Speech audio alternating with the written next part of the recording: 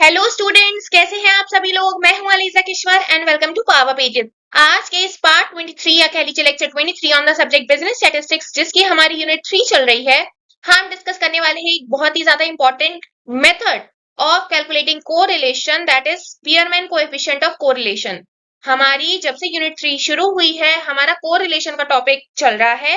और पहली जो यूनिट 3 की पहली लेक्चर वीडियो था, उसमें हमने क्या कवर किया था, कोरिलेशन का बेसिक मतलब कि कोरिलेशन एक्चुअली में होता क्या है, कैसे हम इसको पता लगा सकते हैं कि ये पॉजिटिव कोरिलेशन है या नेगेटिव कोरिलेशन है, या इसमें कोई भी दो वेरिएबल्स में रिलेशनशिप नहीं है।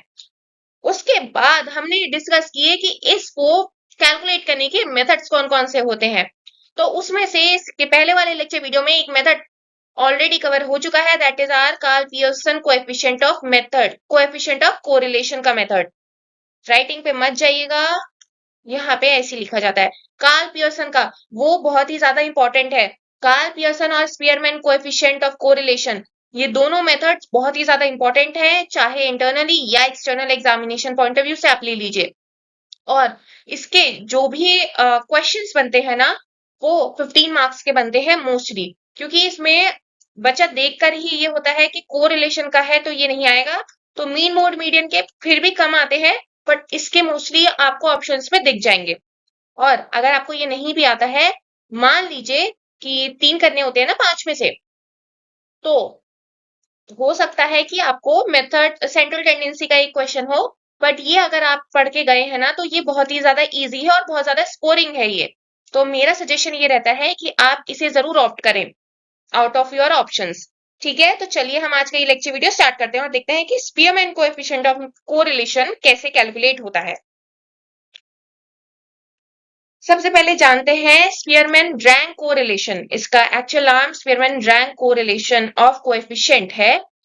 Spearman rank correlation coefficient measures the strength and direction of the association between two ranked ordinal variables. It is useful when data are ordinal or rank, not raw.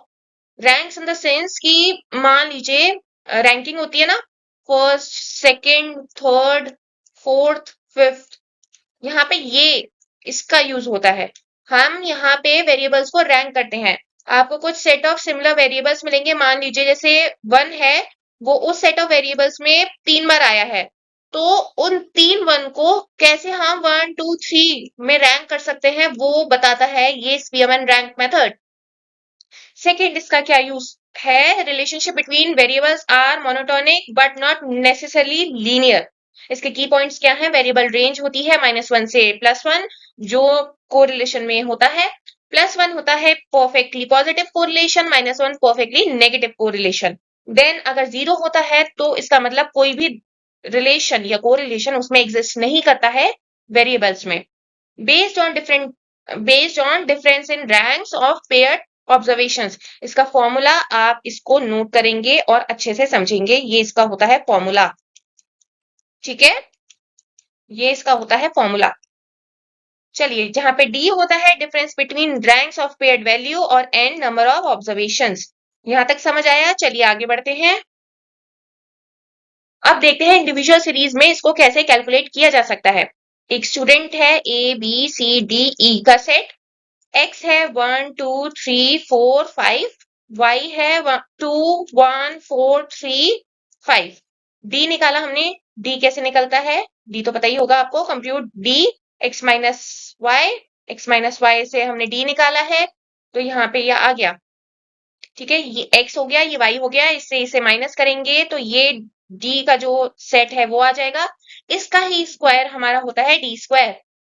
Okay, यहां तक समझ आया, इसका ही square होता है हमारा डी स्क्वायर, तो इनका स्क्वायर करेंगे तो यहाँ पे आ जाएगा।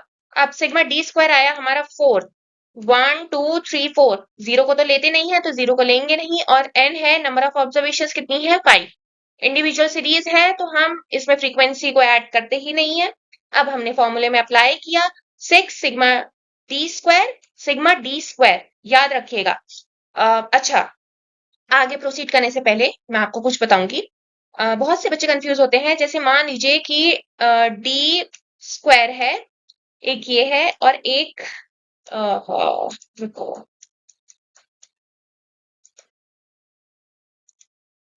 एक मान लीजिए डी स्क्वायर है, ठीक है, आप एक मान लीजिए डी का होल स्क्वायर है।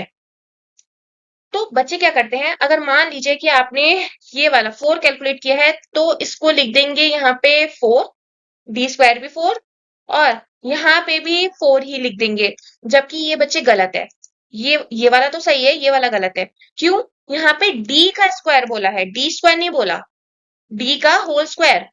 इसका मतलब इसका होल स्क्वायर, ये वाला जो यहाँ पे आएगा इसका होल स्क्वायर बोला है, ना कि डी स्क्वायर का होल स्क्वायर बोला है। ठीक है, ये चीज ध्यान में रखनी है क्योंकि बच्चे बहुत ही ज्यादा इसमें ना गलती कर देते हैं और फिर उनके मार्क्स कट हो जाते हैं। तो आर एस, एस मतलब Spearman rank method, 1 - 6 sigma D square divided by N, bracket में एन स्क्वायर -1। आपने फॉर्मूले में पुट किया, यू विल गेट 0.8। ओके, अब इसकी इंटरप्रिटेशन क्या होगी? Strongly positive correlation between math and science rank. Okay, यहाँ पे मान लीजिए ये मैथ की होगी, ये साइंस की होगी, तो ये स्ट्रॉन्ग पॉजिटिव कोरिलेशन है।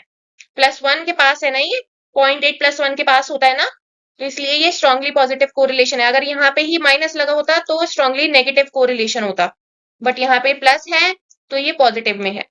यहां तक समझ आया? चलिए अब देखते हैं डिस्क्रीट सीरीज, और इसे देखकर डरना नहीं है, इसको देख के बिल्कुल भी नहीं डरना। सेम है जैसे मैंने बताया था ना कि आपको सेट ऑफ वेरिएबल्स होगा। मान लीजिए कि जो आपके क्वेश्चन पेपर है उसमें 1 को 2 बार दिया हुआ है, यहाँ पे आपको x दिया रहेगा और यहाँ पे कह लीजिए कुछ भी कह लीजिए कि यहाँ पे कितनी बार वो रिपीटेशन में आ रहा है, वो नंबर वो दिया रहेगा। 1 आ रहा है 2 बार, 2 आएगा आपका 3 बार, ऐसे ऐसे करके ना। तो मैंने इसको इलेबोरेटली ऐसे करके लिख दिया, ऐसे करके, ठीक है, ऐसे करके लिख दिया।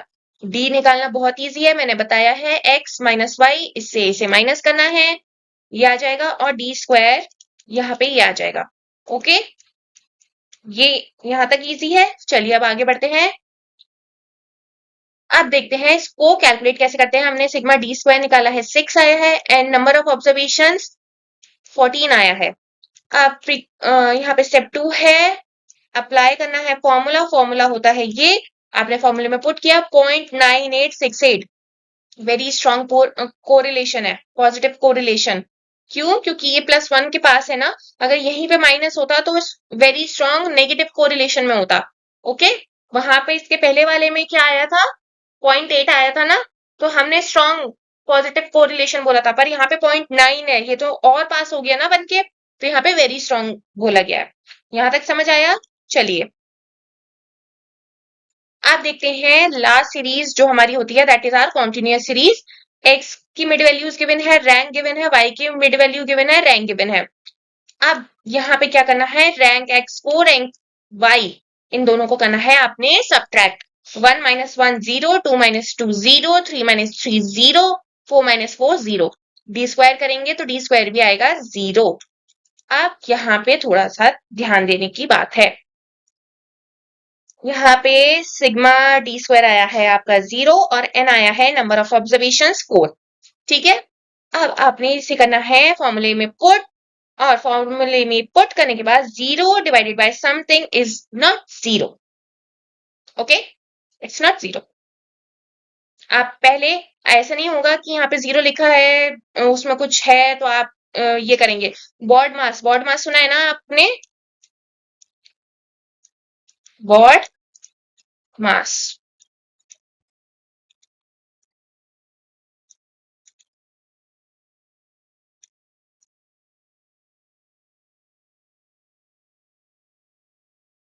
बॉड मास के अकॉर्डिंग क्या होता है?